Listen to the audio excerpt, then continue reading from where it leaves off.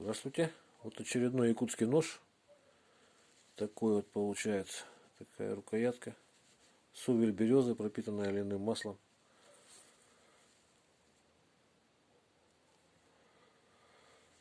Вот такая вот переливается. Не знаю, как камера передает.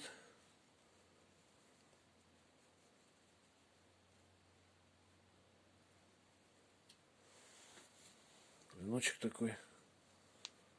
Дул.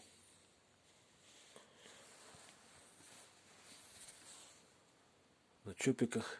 Вот этим ножом вот прямо вот чопики строгаю, потом ножны делаю.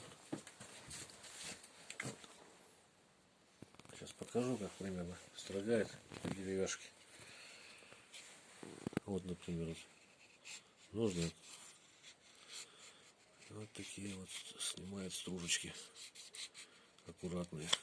То есть очень легко контролировать. Получается, что он как скользит, получается. Вот так вот ничего не, чуть-чуть увеличили наклон и немножко цепляет.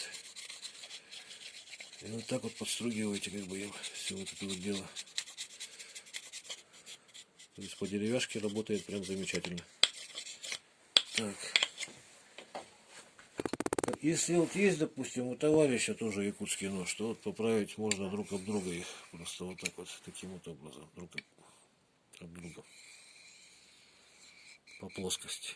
Никакие углы выдерживать не надо. Главное, чтобы вот равномерно как бы слегка прижимая к режущей кромке. И потом уже со стороны линзы об ножны, об кожу. Такая же вот коровья кожа. Поэтому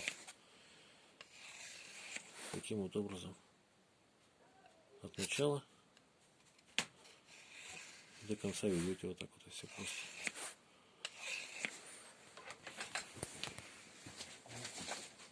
Покажу, как режет.